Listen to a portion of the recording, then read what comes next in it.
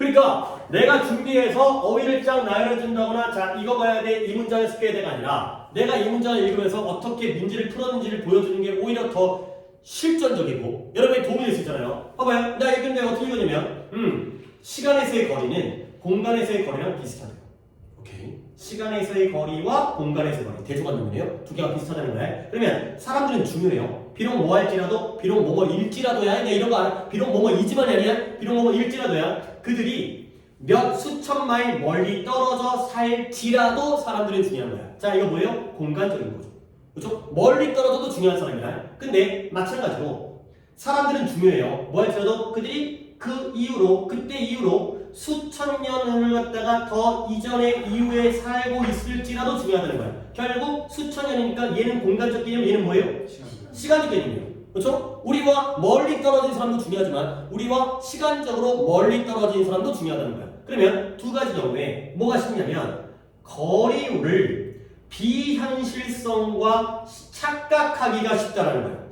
우리가 거리가 멀어지면 뭔가 우리가 옆집에 사는 아저씨는 현실처럼 느껴지지만 아프리카에 살고 있는 사람은 비현실적인 사람, 상상 속의 인물이죠. 근데 그러다 보면 뭐가 되냐면 그런 한계를 다루게 돼요. 뭐냐? 우리가 세상의 한계로서 인식할 수 있는 것의 한계를 처리하게 되는 것. 이런 것들이 바로 쉽게 되는 거죠. 실수하기도 쉽고 이렇게 다루기 쉽다는 거예요. 근데 여기가 좀 어려운데 봐볼까요? 그러나 뭐처럼 이 세상이 우리의 나라의 우리의 문 앞이라든가 doorstep 현관 문 앞이라든가 아니면 우리의 국가의 경계라든가 이런 데서 멈추지 않는 것처럼 neither does it stop 그것은 멈추지 않아요. 어디에서? 우리의 세대 또는 다음 세대에서 멈추지 않는다는 거죠. 봐봐 이게 뭔 말이에요? 현관과 우리나라의 국경이니까 이건 뭔 개념? 공간적 개념이에요. 근데 그런 것처럼 모두 멈추잖아요. 그것은 이 세상은 우리 세대와 다음 세대에서도 멈추지 않는다는 거죠. 뭔 개념? 시간적 개념이라는 거야.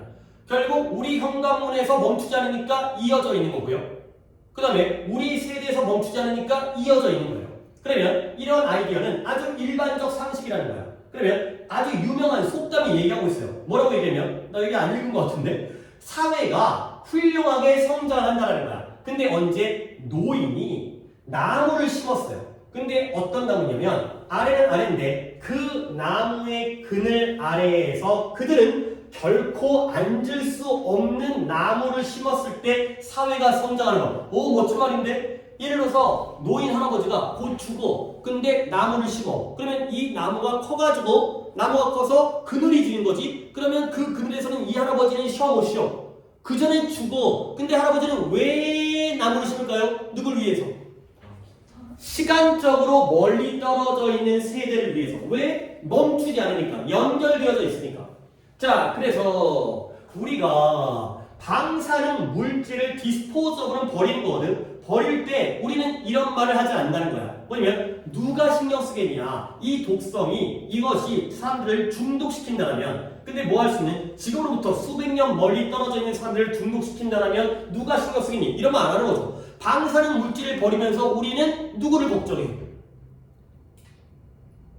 다음 세대, 그래, 우리도 걱정하지만, 야, 우리가 이거 버려봤자, 다시 얘가 우리한테 돌아올 때까지 오래 걸릴 거야. 누가 신경 쓰겠어? 이런 말 안 한다니까. 그 다음에 이와 비슷하게 우리들 중에 어떤 사람이에요? 기후변화라든가 오염을 신경 쓰는 사람들 중에 오직 지금 살아있는 사람들을 위해서만 그렇게 하는 사람은 거의 없어요. 그렇죠? 기후변화와 오염 문제에서 신경 쓰다 보면 누구를 위해서도 이런 걸 신경 쓰는 거예요. 미래의 세대를 위해서. 다시 한번 아까 얘기했던 공간적 거리가 시간적 거리가 있어요. 시간적으로 멀리 떨어져 있다 하더라도 사람들이 연결되어져 있다가 되는 거죠. 아 이제 끝나고 자 우리는 이제 지겨웠죠. 그러니까 박물관과 공원과 다리를 건설하는데 우리가 희망하지 여러 세대 동안 지속되어져. 아니 우리만 쓰면 되는 거 아니에요? 그렇죠? 근데 오래 가야 돼. 왜? 다음 세대까지 계획을 하는 거죠. 우리가 학교에 투자하고요. 장기적인 과학적인 프로젝트에 투자해요. 우리는 그림과 전통과 언어를 보존해요. 왜? 나만 보는 게 아니라 다음 세대. 우리는 아름다운 장소를 보여요. 많은 경우에 우리는 누구와 누구 사이에 현재에 대한 우리의 관심과 미래에 대한 관심 사이에 명확한 선을 그리지 않는다. 선을 긋지 않는다는 거예요. 오케이? 오늘날과 뿐만 아니라 미래에 대한 관심도 우리는 함께 가지고 있다는 거죠. 공간적으로 멀다고 해서 존재하지 않는 게 아니라 시간적으로 멀다고 해서 존재하지 않는 게 아니라는 거죠. 오케이? 너의 오답은 뭐예요? 1번. 1번에 how to be present. 현재가 또는 존재하는 방법. 오케이? 근데 뭐한다? 지금 그리고 여기에 이익을 발견해라. 가 되는 거죠. 오케이? 지금 그리고 여기에요. 공간적으로 제한되어 있고요. 시간적으로 제한되어 있죠. 그게 바로 우리가 현재가 되는 방법이라는 거죠. 아닌 거잖아. 그리고 이걸 뛰어넘어야 되는 거 아니야? 시간적으로 지금뿐만이 아니라 미래까지를 우리가 걱정하고 고민을 해야 되니까. 됐어요? 자, 보기 볼까요? 시간 관리의 힘. 그게 성공의 비결. 장난쳐? 자, 그러면 왜 녹색 친환경 기반 시설이 비용 효율적일 수 있는지. 그러니까 뭐냐면 친환경 기반 시설이라는 건 친환경적인 게 지금 당장은 돈이 많이 들어. 근데 장기적으로는 오히려 가격이 싼 거야. 이런 거 있잖아요. 그렇지? 환경을 보여주니까. 그 얘기 아니니까. 그 다음에 현재 present day problem, 오늘날의 문제를 해결하는 건데 갑자기 과거는 뭐라고? 현재냐 미래냐의 문제죠. 그러면 이 단어인데요. 바운드라는 단어를 내가 해준 적이 있어요. 바운드가 구속된, 묶여진, 그 다음에 튀어오르다, 어디 행, 비바운드까지 썼는데 나중에 필기해볼게요. 바운드가 바운더리라는 명사로도 쓰여요. 시간의 경계를 뛰어넘어서 행동하는 방법이 되는 거죠. 바운드가 바운더리예요. 경계예요, 경계. 시간의 경계를 뛰어넘어서 행동하는 방법이 되는 거죠. 그러니까 진짜 별로 뭐 소리, 별로 소리라는 게 뭐 별로 대충 해석했죠. 저도 이러고 싶은데 단어 해야죠. 그래요. 그러니까 막힐만한 단어. 근데 이런 말은 좀 멋있는 말인 것 같아요. 노인들은 결코 앉아서 쉴 수 없는 그러한 그늘을 가진 나무를 심는다는 거죠. 그러면 그럴 때가 바로 사회가 성장하는 거예요. 그러니까 막 우리 요즘에 세대 간의 갈등 막 이런 거 있잖아요. 이제 뭐 안 좋은 말 있잖아. 틀딱 그런 말 들어봤죠? 그렇지? 그다음에 젊은 애들만 MG, 물론 MG가 처음부터 나쁜 건 아니지만 MG는 약간 좀 부정적인 용어로 쓰여요. 막 이런 애들, 젊은 애들 맨날 자기 것만 챙기고 약간 이런 식으로 세대 간의 갈등인데 그러면 사회가 성장을 못하겠죠. 그렇죠? 어른들은 나중에 후대를 위해서 열심히 노력하고 그다음에 또 이제 그 젊은이들은 또 다음 세대를 위해 그래야 미래의 사회가 번성을 하겠죠. 그런 거 아니겠어요? 그런 거 아니겠어요? 오케이. 자, 그다음에 이제 또 40번 할게요. 그러니까 24번과 40번은 그냥 충분히 대충 본 다음에 문제를 푸는 걸 좀 보여드리고 싶어갖고 40번. 이 플라스티시티라는 개념이 상당히 좋은 개념이긴 해요. 근데 또 오늘 이 얘기를 하기는 좀 아깝고 그래서 이제 뭐 아마 EBS 교재에 있지 않을까 싶긴 한데 작년 EBS에서도 저거 나왔었거든. 가소성이라는 건 가소성.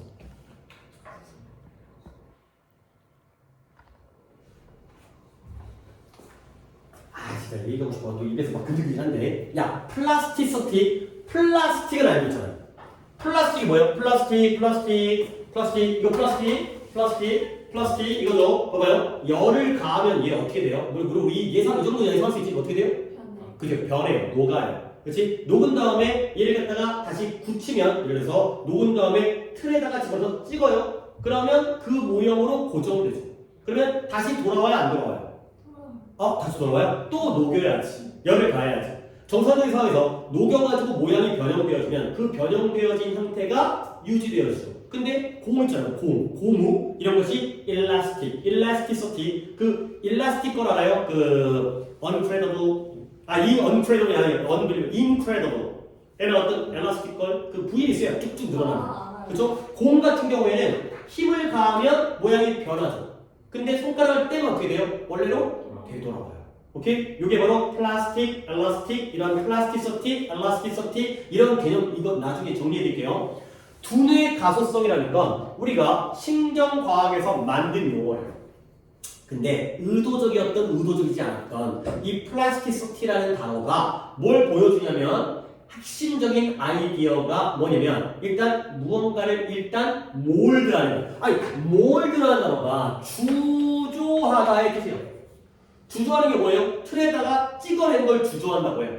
그러면 그 방식대로 영원히 유지되어진다는 게 바로 핵심적인 아이디어예요. 플라스틱을 주저하면 그 형태로 유지돼요. 물론 또 녹이기 전까지는. 그럼 어떻게 돼? 일단 플라스틱 장난감의 모양을 형성하잖아요. 그러면 결코 장난감의 모양은 나중에 바뀌어요, 안 바뀌어요? 안 바뀌어요. 오케이? 아니 부시면 되잖아요. 아니 그거 아니야. 가만히 냅뒀을 때 장난감이 변하진 않는다는 거야. 근데 아이고 그러면 that's not 그게 뇌가 하는 게 아니라는 거지. 또 이제 느낌이 오는데 청소년의 뇌? 아이씨 잠깐만 이거 우리야? 아이씨 어디서 봤지? 내신 교과서는 아닌 것 같고 모의고사 지문이었나? 갑니다. 기억 안 나니까. 뇌는 뭐한다? remodeling 있어. 우리의 평생 동안 재주조하는 걸 수행하는 거야. 그렇죠? 한번 주조했다가 변치 않는 게 아니라 재주조를 하는 거야. 재주조. 다시 한번 몰딩을 하는 거지. 그러면 뭘 생각한다? 발전하는 도시를 생각해버려요. 그러면 그것이 발전하고 성장하고 그 다음에 주변에 있는 세상에 반응하는 방식을 한번 주목해보라는 거야. 그런 다음에 이 도시가 어디에다가 트럭 정거장을 건설하는지 이를 갖다가 한번 관찰해보고요. 그것이 이러한 이민자 정책을 갖다가 만드는 방식을 관찰해보고요. 그것이 어떻게 그러한 교육과 법률 시스템을 수정하는지를 관찰해보라는 거야. 도시가 트럭 정거장이라든가 이민자 정책이라든가 법률 시스템을 계속 유지하나요? 변화시키나요? 변화시키겠죠. 나오잖아요. 도시는 항상 변화한다는 거야. 지금 우리가 도시에 대한 얘기를 얘기하는 게 아니라 원래 뇌에 대해서 얘기하는 거지. 뇌가 도시처럼 이루어진다는 거지. 뇌는 플라스틱이 아니라 도시다. 그래서 도시는 항상 변하고 있어요. 도시는 not design, 도시 계획자에 의해서 설계되어진 다음에 플라스틱 물건처럼 이동되지 않는 immobilized, 변동되거나 이동되지 않는 것이 아니라는 거야. 그러면 한번 설계된 다음에 움직이지 않는 게 아니라 설계된 다음에도 immobilized가 아니니까 mobilized, 운동할 수가, 운반되어질 수가 있다는 거지. 그래서 그 도시는 지속적으로 발전을 해요. 그래서 또 도시가 중요한 게 아니기 때문에 도시처럼 뇌도 결국 최종 지점에 도달하지를 않아요. 왜 최종 지점이 아니에요? 계속 뭐 하니까? 변하니까. 그쵸? 괜찮잖아요. 그래서 우리는 우리의 삶을 블러썸, 꽃이 피듯이 만개하도록 우리가 만개하는 데에 우리의 삶을 쓰죠. 근데 뭘 향해서? 무언가는 무언가인데 심지어 뭐 할 때에도 목표가 움직일 때에도 원래는 목표가 이거였는데 움직이면 일로 바뀌고 또 움직이면 절로 바뀌고 계속해서 우리의 뇌가 바뀐다는 거야. 아이고 40도 왜 이렇게 길어? 얘기는 끝난 것 같긴 한데 자 그래서 한번 생각해봐요. 느낌은 느낌인데 일기를 맞닥뜨리는 거예요. 근데 일기가 어떤 일기냐? 네가 여러 해 전에 썼어요. 또 일기 냄새 나는 거 보니까 어렸을 때 일기 갖다가 또 보면 아 내가 이런 생각을 했었네. 과거에 내가 이랬었구나. 막 이런 거 있잖아요. 그렇지? 그때의 너와 지금의 너는 어때? 다르잖아요. 뭐 읽어보면 되게 착실하고 엄마 말 잘 듣고요. 그렇잖아요. 그러면 그것은 생각과 의견과 관점인데요. 누군가는 누군가예요? 지금 너인 것과는 살짝 다른 누군가의 생각과 의견을 보여줘. 너잖아. 너는 넌데 너와 달라. 왜 바뀌었으니까. 일기를 보면. 자, 그 다음에 그리고 그 이전의 사람은 때때로 뭐 할 수 있어요? 보더를 맞닥뜨리는 보더가 경계예요. 경계. 누구와 만나게 되면 알아차릴 수 없는 그러한 것들을 경계에 닿을 수 있는 그러한 상황이 된다는 거죠. 자, 그 다음에 결국 그래서 그 이전의 사람, 너의 과거의 이전의 사람은 뭔가 알지 못하는 것과 맞닿아 있는 아 나는 이런 걸 느끼지 못했는데 그래서 결국 이름은 똑같아요. 똑같은 어린 역사를 너도 걔도 같은 놈임에도 불구하고 그러한 인스크립션 뭔가 일기 속에 쓰여져 있는 글과 그 다음에 이 나레이터가 변경시켰던 그러한 그런 해석 아니 다시 한번 쓰여져 있는 그러한 새겨진 글과 해석 사이의 수년 동안 이 나레이터가 글을 읽어주는 사람이 바뀌어버렸다는 거예요. 그러니까 똑같은 사람이지만 그 당시 글을 읽어주는 사람은 과거의 나였고 지금 글을 읽어주는 서술자는 지금의 나이기 때문에 내레이터가 바뀌었을 뿐이라는 거죠. 자, 그럼 이제 마지막 문장. 결국 같은 얘기를 하고 있는데 플라스틱이라는 단어는 이제 스트레치드, 확장되어지는 거예요. 근데 뭐예요? 지속적인 변화의 관념에 들어맞도록 확장되어 있는 거지. 원래 플라스틱은 뭐지? 한 번 바뀌면 그 다음에 어떻게 돼? 유지되어지는 keep it that way forever. 근데 이제 이 두뇌의 가소성이라는 건 뇌는 바뀌면 그 다음에 또 바뀌고 또 바뀌고 이쪽으로 플라스틱이라는 개념이 확장되어졌다. 그러니까 우리의 뇌는 플라스틱 장난감이 아니라 도시와 같다가 되겠어요. 자, 요약 한번 들어볼까요?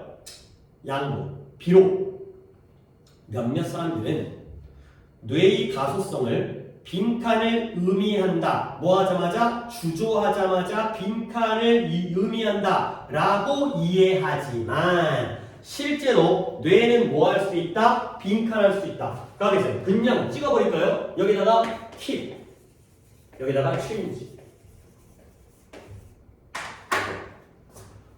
원래 플라스틱이라는 건 모양을 유지하잖아요. 물론 한 번 바뀌긴 하지만 주저한 다음에 그런 걸 의미한다고 이해하는 사람도 있죠. 그렇지만 실제로는 뇌는 뭐한다? 계속해서 바뀌는 능력이 있다. 자, 여기 있어요. 그러면 잠깐만요. 40번에 보기를 가게 되면은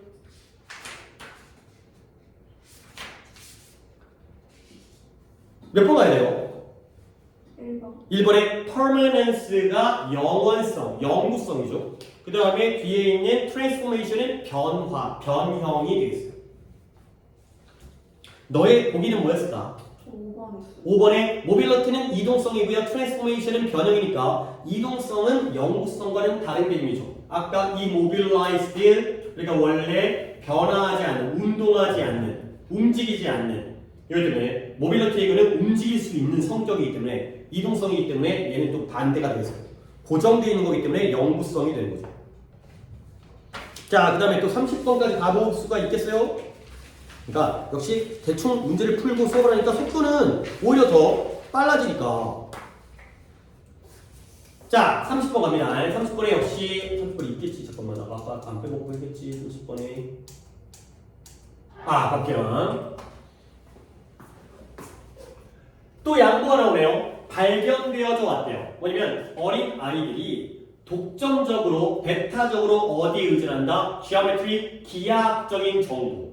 근데 뭐하기 위해서 이러한 작은 폐쇄된 공간에 작은 우리 같은 거예요. 그런 우리의 숨겨진 물체의 위치를 결정하기 위해서 기하학적인 정보에 독점적으로 그렇게 의지한다라고 밝혀져 있긴 하지만 이러한 기하학의 독점적인 사용은 넓은 장소에서는 발생하지 않는다는 거예요.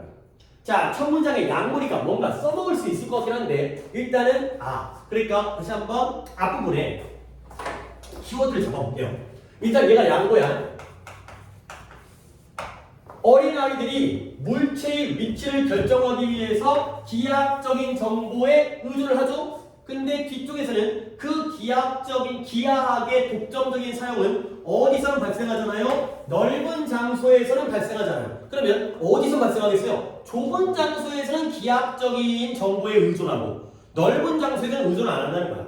그러면 비록 작은 방에서는 작은 공간 아이들이 뭐 하는데 이 정보를 non-geometric feature 기하학적이지 않은 정보에 대한 기하학적이지 않은 특징에 대한 정보를 통합하는 데에 실패하긴 하지만 그러니까 좁은 방이니까 기하학적인 정보는 의존하고요. 비기하학적인 특징의 경우에는 정보를 갖다가 통합하는 데 실패하긴 하지만 작은 방이죠. 근데 그러나 그렇긴 하지만 그들은 두 가지 형태의 정보를 어디에서 더 큰 방에서는 두 가지 정보를 둘 다 사용한다는 거예요. 이때 이 두 가지 정보는 무엇과 무엇의 정보예요? 기하학적인 것과 비기하학적인. 그러니까 다시 한번 작은 방에서는 뭐만 이용해? 기하학적인 것만 독점적으로 의존하는 거야. 근데 큰 방에서는 이것만 독점적으로 사용하는 게 아니라 비기하학적인 정보까지 사용한다는 거죠. 오케이? 그게 바로 어떤 느낌이야? 블루원, 파란 방. 파란 방이라는 건 기하학적인 특징이 아니라는 거야. 비기하학적인 특징의 예시가 되겠어요. 자, 그래서 이러한 발견은 뭘 보여주냐면 이 나오는 기하학적이고 비기하학적인 정보가 함께 결합되어지는 거야. 근데 뭐 하는 데서 weighted fashion 아주 중요한 방식으로 서로에게 중요한 weighted 무게가 가해진 거기 때문에 중요한 방식으로 함께 결합되어진다는 거죠.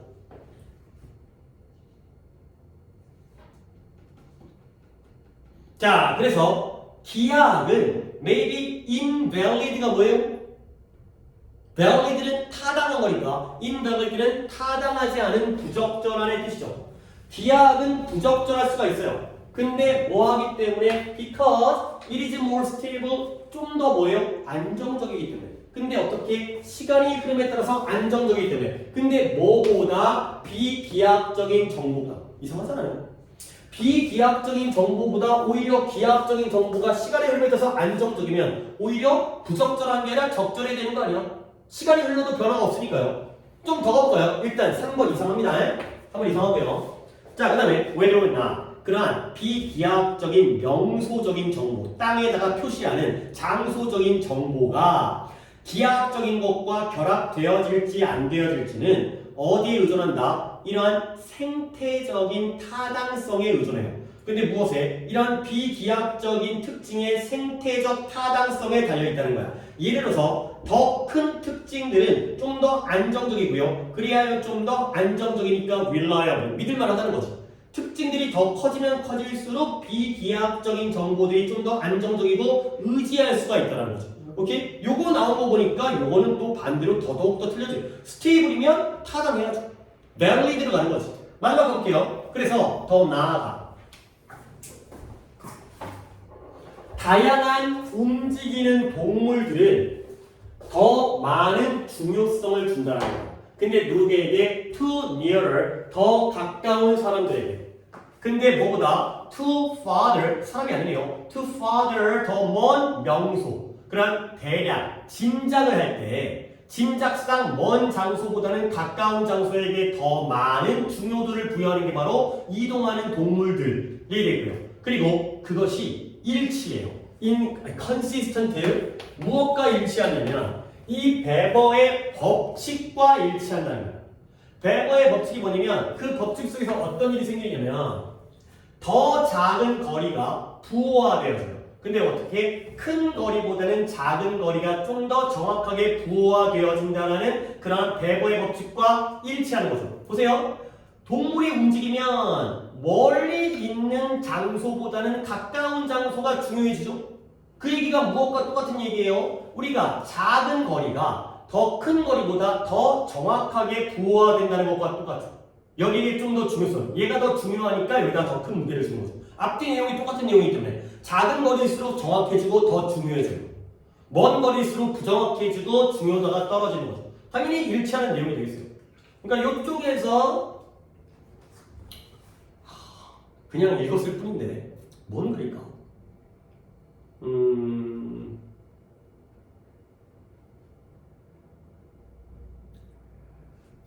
얘가 예시가 하나도 안 나와버리기 때문에 내가 예시를 드는 게 조금 맞는 건지 모르겠는데 예를 들어서 우리가 방 안에 있어요. 방 안에 있으면 예를 들어서 엄마가 얘기하는 거야. 엄마 나 양말 어디 있어? 그러면 야 너 방 안에 들어서 뭐라고 얘기할까? 11시 방향? 엄마가 이런 얘기 할까요? 아니면 방을 딱 쪼개서 좌상. 그러니까 뭐 여기를 뭐라 그랬대? 여기를 그 이거 수직선으로 보면 여기가 1사분면, 2사분면, 3사분면, 4사분면인가요? 1, 2. 그래요? 1, 2예요? 어디가 3이고? 아, 시계 반대 방향으로? 그래요? 그러니까 공간이 좁으면 엄마 양말 어디 있어? 아, 1사분면에 있어. 뭐 이런 식으로 얘기한다는 거 아니야? 근데 공간이 너무 넓게 되면은 이런 거 말고 야, 뭐라 그럴까? 빨간 뭐 냉장고역 이런 식으로 이렇게 얘기한다는 건가? 이런 거 같은데. 그러니까 좁은 공간에서는 기하학적인 특징에 의존하고 넓은 공간에서는 기하학적인 특징뿐만 아니라 비기하학적인 특징에 의존한다. 그러니까 이거고요. 그 다음에 그러다 보니까 기하학이라는 건 시간에 따라서 항상 안정적인데 이 비기하학적인 신호의 경우에는 상황에 따라서 달려있고 그 다음에 오히려 그런 더 큰 특징들이 좀 더 안정적인데 작은 것들이 오히려 더 정확하기 때문에 좀 더 중요성을 부여받는 이런 상황이 되겠어요. 이것도 그림 굉장히 좀 추상적이구나 그래가지고 예시까지는 내가 들어올 수가 없는데 오케이? 가보세요. 그 다음에 시간이 조금 남아서 단어체에서 안 보이지만 32번. 야 우리가 그동안 너무나 빈칸은 내가 배제를 했잖아. 그러니까 가봐. 이것도 솔직히 내가 이걸 32번을 여러분 둘 다 틀렸죠? 둘 다 틀린 이유는 난 솔직히 보기라고 생각을 해요. 보기에 이 표현을 모르는 거야. 가볼게요. 그러니까 좀 어렵지 않은 거야. 이게 이 정답률이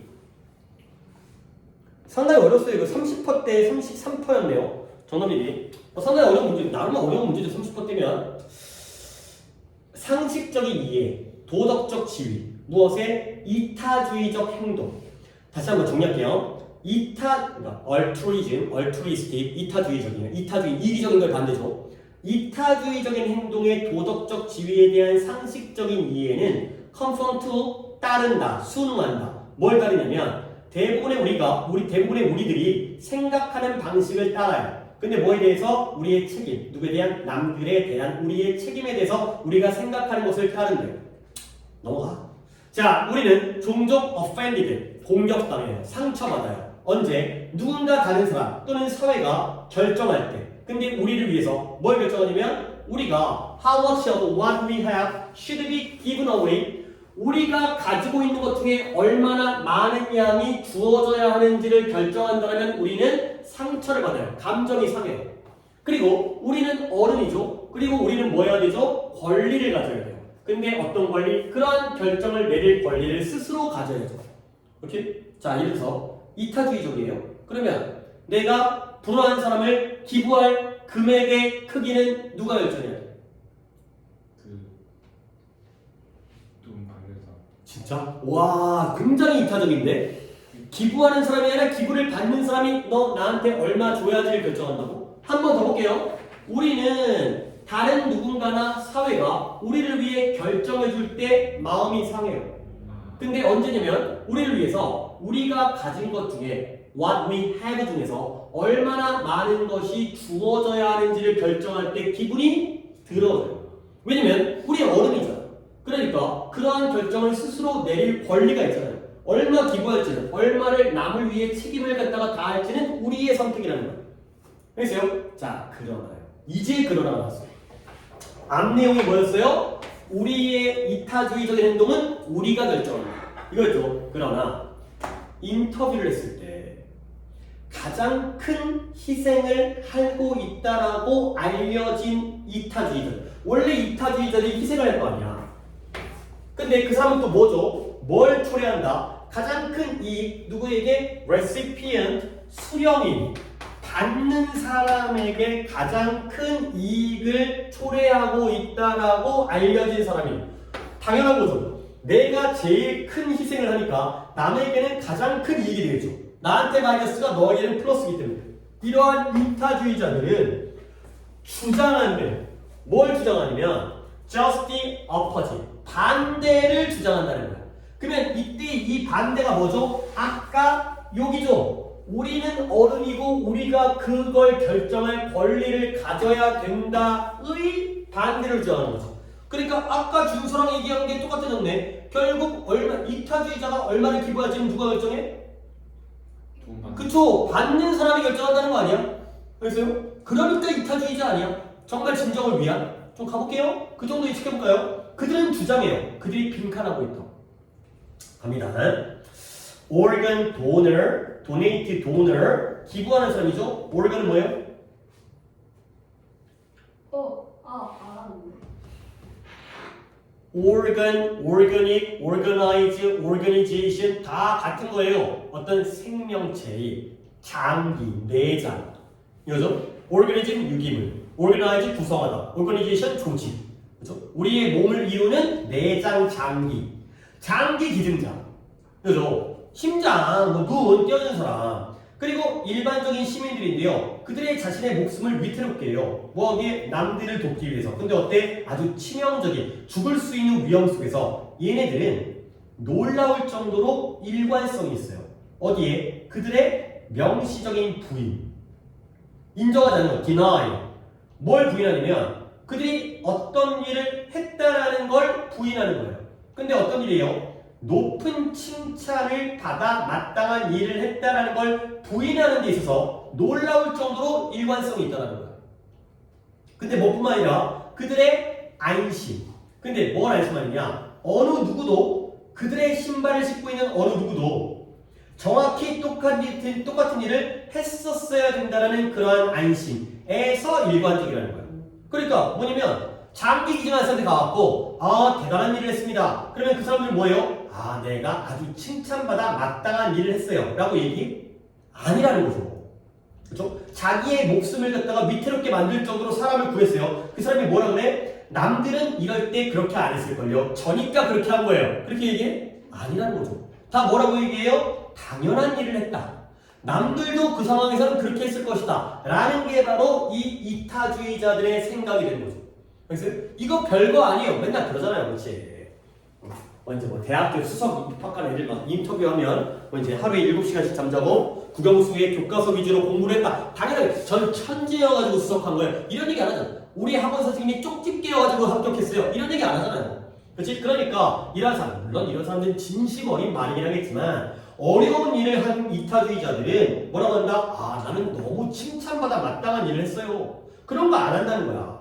그 다음에 어느 누구도 똑같은 일을 했을 거예요. 내가 아니더라도 남들은 했을 거라는 거야. 결국 확실히 뭐처럼 보인다? 더비호급이네요. 누군가가 더 이타적일수록 근거는 여기서 찾아야 돼요. The more they likely to 그들은 주장할 가능성이 있어요. 뭐였냐면 그들이 have done no more than all of us would be expected to do. 그들이 우리 모두가 하도록 기대되어진 것 그 이상으로 하지는 않았다고 주장한다는 거지. 그러니까 사람이 이타주의자일수록 뭐한다? 자신의 이타주의자 행동이 대단하다고 여겨요? 평범하다고 여겨요? 그렇잖아요. last 지난 시간에 나왔죠. 이걸 주네요. last should 뭐 뜻이에요? 뭐하지 않기 위해서. 뭐하지 않기 위해서 그들의 도덕적인 의무감, 인류에 대한 의무감을 피하지 않기 위해서 당연한 의무감이거든. 인간에서 당연한 거거든. 근데 그런 의무감을 피하지 않기 위해서 당연히 하도록 기대되어지는 걸 했다가 되는 거죠. 그러니까 아까 우리가 방향성 잘못 잡았네. 원래는 뭐였다? 내가 기부할 양은 내가 결정한다. 그러나 이타주의자들은 그 반대를 주장한다고 했죠. 그러면 내가 기부해야 될 양은 남들이 주장한다가 아니라 그들은 뭐라고 주장하죠? 대단한 일이 아니다. 그렇죠? 평범한 일이다. 원래 사람들이 하는 일이다. 남들도 그렇게 했을 것이다. 다른 사람도 마찬가지다. 이런 것들을 주장하는 거죠.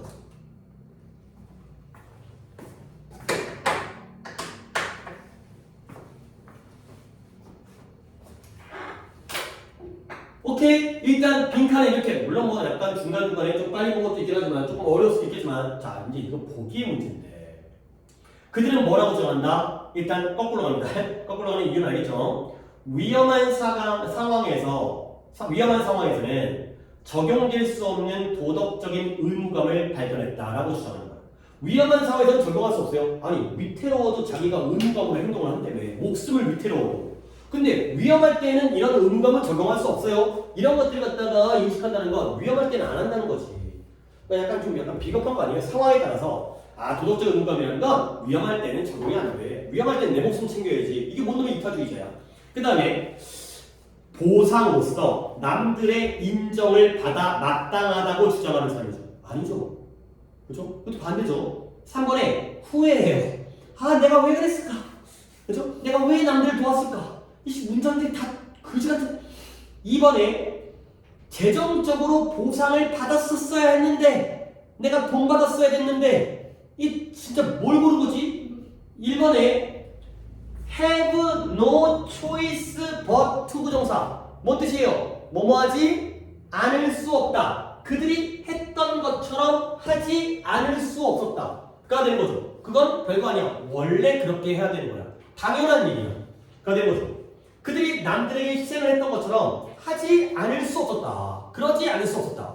라고 해요. 그건 당연한 거예요. 남들도 그랬을 거예요. 나는 그냥 또 그 상황, 뭐 일단 그러잖아.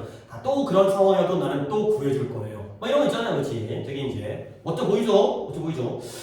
도대체 이거 다 반대 아니에요 이거? 다 약간 뭐랄까요 약간 비겁하고 약간의 속물이고 본발하고 아이 왜 그랬어 다 아니죠. 그러니까 have no choice but to. 그러니까 얘를 갖다가 딱하게 여기다가 집어넣는 게 또 출제자가 고3 새끼들 이거 중학교 때는 좀 외우다가 이거 고등학교 되면 이것도 안 외우겠지 이걸 갖다가 안 되니까 have no choice but 이건 기초체를 기초체 쉬워 보이는 것도 기초체를 갖다가 놓치게 되면 안 되니까 알아주세요. 오케이 약간 늦게 하긴 했지만 이 정도로 이제 빨리빨리 푸는 방법으로 좀 수업을 진행했고요. 그러면 일단 또 이제 좀 과제 우리가 또 이제 아까 성준이랑 내가 파트 했더니 좀 깨갖고 나한테 답장을 해갖고 가능하다고 했으니까 그 내용을 기반으로 해서 일단 오늘이 3월 27일 6일이고요. 다음 주 3월 3일이 아니죠. 3월 6 그죠? 5일이 수요일이고요. 3월 7일이 금요일이고요. 3월 8일이 토요일이에요. 그럼 일단 여기는 6시로 클리닉을 진행하겠고요. 여기는 3시부터 7시로 정규 수업을 진행하겠어요. 자 그러면 이제 여러분들이 준비해 올 것들을 또 알아야 되니까 요 날은 모의와 구문을 할 거고요. 단어까지. 그 다음에 요 날은 수업 유형과 수업 구문과 를 하는 거죠. 오케이? 그리고 요 날은 이제 수업을 해놓으니까 요 날에 해와야 될 숙제는 영도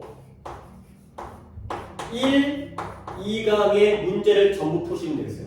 문항수는 24문항이에요.